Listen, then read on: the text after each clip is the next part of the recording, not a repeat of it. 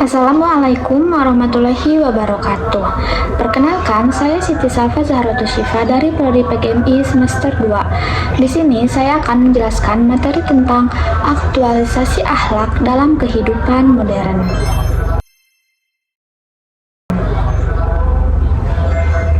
Pengertian akhlak. Akhlak berasal dari kata al-akhlak yang berarti perangai, tingkah laku, atau budi pekerti.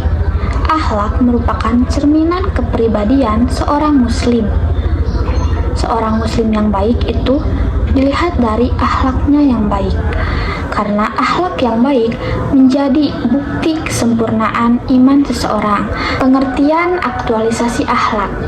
Aktualisasi berarti mewujudkan atau menerapkan suatu dalam tindakan nyata. Jadi, aktualisasi akhlak adalah penerapan nilai-nilai akhlak Islam dalam kehidupan sehari-hari. Tujuannya agar nilai Islam tidak hanya difahami semata, tetapi juga diamalkan dan diterapkan dalam kehidupan sehari-hari. Nah, selanjutnya pentingnya aktualisasi akhlak. Yang pertama, untuk membentuk karakter yang baik. Nah, karena seseorang yang berakhlak atau mengaktualisasikan akhlak dengan baik akan mempunyai karakter yang baik. Kedua, untuk menjaga hubungan dengan Allah dan sesama manusia. Ketiga, untuk menciptakan lingkungan yang harmonis. Jika kita dikelilingi atau berada di lingkungan yang baik, orang-orangnya berakhlak baik, maka kita akan nyaman dan merasa aman. Dan yang terakhir, untuk menjadi teladan bagi orang-orang sekitar kita. Misalkan kita mempunyai seorang adik, kita memberikan contoh yang baik agar bisa diikuti oleh adik kita maupun oleh orang lain. Nah, aktualisasi akhlak itu tidak hanya kita lakukan dengan orang-orang sekitar kita saja, tetapi terhadap Allah Subhanahu wa Ta'ala juga, dengan cara melaksanakan sholat tepat waktu. Jadi tidak menunda-nunda sholat itu juga bentuk dari aktualisasi akhlak terhadap Allah Subhanahu wa Ta'ala. Kedua, dengan rajin berdoa dan berzikir. Ketiga, dengan bersyukur atas nikmat yang Allah berikan kepada kita. Dan yang terakhir, dengan menjauhi larangannya. Nah, hal-hal itu merupakan aktualisasi akhlak yang baik terhadap Allah Subhanahu wa Ta'ala.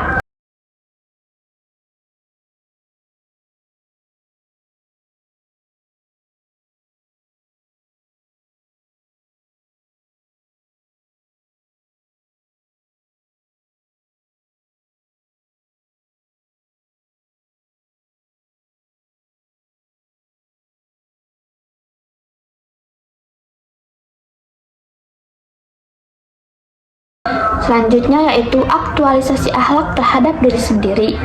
Yang pertama, dengan selalu berkata jujur dalam perkataan dan maupun perbuatan. Jadi kita harus jujur dalam segala hal agar bisa dipercaya oleh orang lain dan orang lain juga akan menyukainya. Yang kedua, dengan disiplin dalam belajar.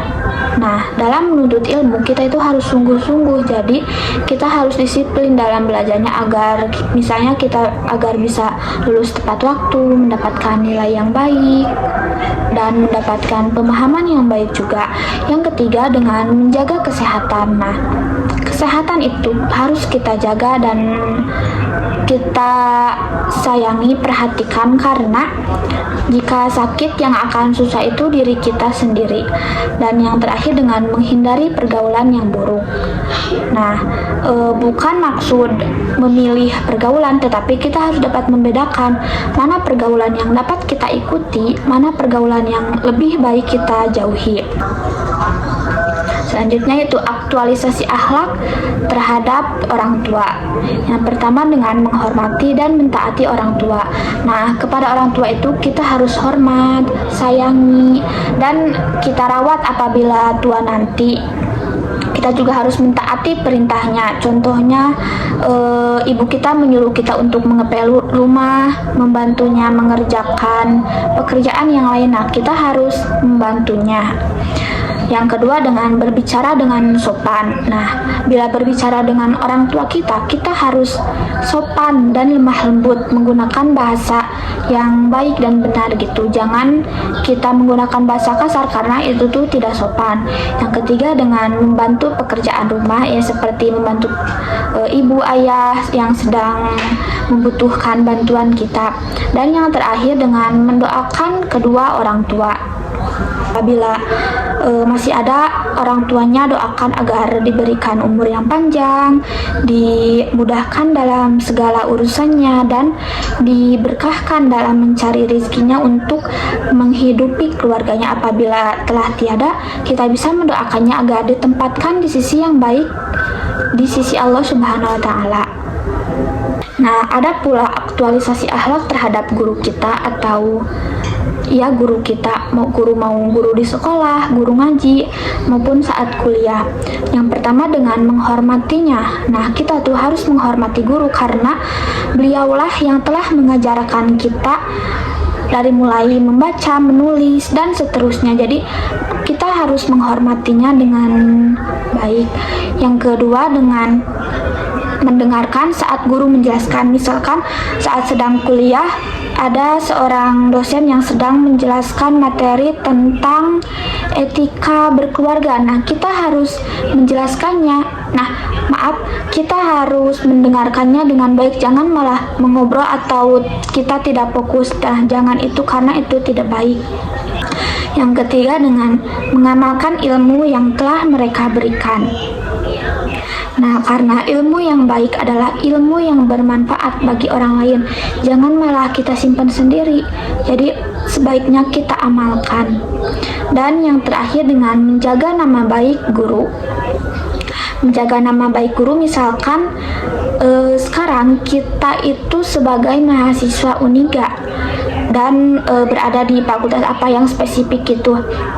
Nah, kita jangan berbuat hal yang melenceng atau hal yang buruk yang mana yang akan membawa nama baik latar belakang pendidikan kita menjadi buruk. Nah, karena itu itu juga dapat mencemarkan nama baik guru-guru kita.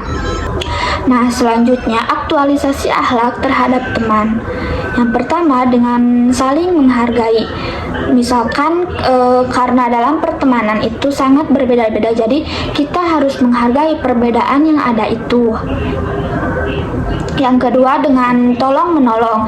Jika ada teman kita yang sedang kesusahan dan kita bisa membantu, nah diusahakan kita membantunya. Yang ketiga dengan menjaga persaudaraan. Jadi menjaga hubungan pertemanan yang tetap baik, yang harmonis seperti itu. Dan yang terakhir menghindari perundungan atau bullying. Nah, kita jangan berbuat seperti itu dengan teman kita karena sama teman itu harus saling menyayangi dan menjaga. Nah, yang terakhir yaitu aktualisasi akhlak dalam dunia digital.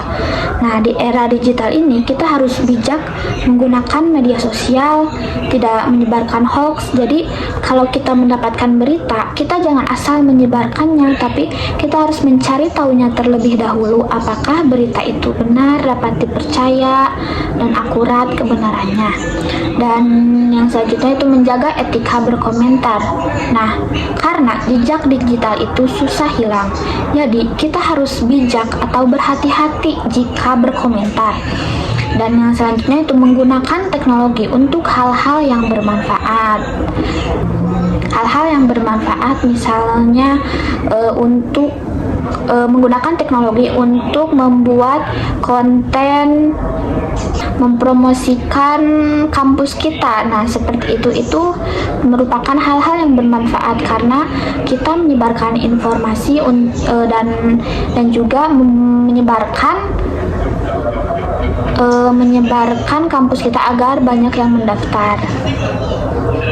Tetapi ada pula hambatan untuk pengaplikasian aktualisasi akhlak ini. Yang pertama, pengaruh lingkungan yang negatif, karena lingkungan itu sangat mempengaruhi. Misalkan kita ingin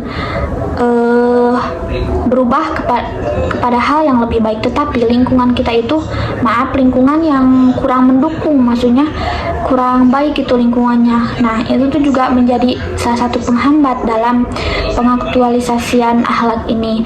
Yang kedua, dengan kurangnya pemahaman agama. Nah, misalkan kita ingin menjadi lebih baik lagi tetapi kita kurang paham dalam agama, nah itu juga menjadi penghambat dalam pengaktualisasian akhlak. Yang ketiga, pengaruh media yang tidak baik, apalagi di zaman sekarang media itu menjadi pusat atau menjadi contoh yang dimana media itu banyak orang-orang yang tidak hanya orang muslim saja tetapi orang luar, orang non muslim juga ada. Jadi itu juga menjadi penghambat dalam aktualisasi akhlak ini. Dan terakhir, kurangnya pengendalian diri kita. Nah, karena semuanya itu kembali lagi kepada diri kita sendiri. Jadi kita harus menguatkan iman kita, menjaga diri kita agar tetap istiqomah berada di jalan yang baik. Tapi ada pula upaya yang dapat kita lakukan untuk meningkatkan aktualisasi akhlak ini. Yang pertama, dengan memperbanyak ibadah, karena ibadah tidak hanya ibadah kepada Allah, tetapi ada juga ibadah kepada manusia, misalkan saling menolong, saling membantu gitu jika ada tetangga kita yang kesusahan. Dan ibadah kepada Allah juga tidak hanya ibadah sholat yang 5 waktu saja, tetapi ibadah sunatnya juga, misalkan sholat duha, sholat qobliyah dan sholat ba'da, atau bersedekah dan lain-lain. Yang kedua, dengan membaca Al-Quran. Nah, jangan sampai kita lupa atau lama tidak membaca Al-Quran. Nah, usahakan dalam sehari minimal kita membaca Al-Quran 1 kali. Yang ketiga, dengan memilih teman yang baik. Maksudnya memilih teman yang baik itu teman yang dapat membawa kita ke dalam jalan yang benar. Misalkan saat ada azan zuhur, teman kita mengajak kita untuk sholat di masjid, seperti itu. Dan yang terakhir, menteladani akhlak Rasulullah Shallallahu Alaihi Wasallam, karena Rasulullah Shallallahu Alaihi Wasallam itu diutus oleh Allah Subhanahu Wa Taala untuk menyempurnakan akhlak kita. Jadi kesimpulannya, aktualisasi akhlak adalah penerapan nilai-nilai Islam dalam kehidupan nyata. Jadi nilai Islam itu tidak hanya kita jadikan sebagai pemahaman saja, tetapi harus kita aplikasikan atau kita terapkan dalam kehidupan sehari-hari. Akhlak itu harus diterapkan kepada Allah, diri sendiri, orang tua, guru, teman-teman, dan masyarakat. Karena akhlak yang baik akan menciptakan kehidupan yang harmonis dan penuh keberkahan. Mungkin sekian dari saya. Mohon maaf apabila banyak kekurangan dan kesalahan. Wassalamualaikum warahmatullahi wabarakatuh.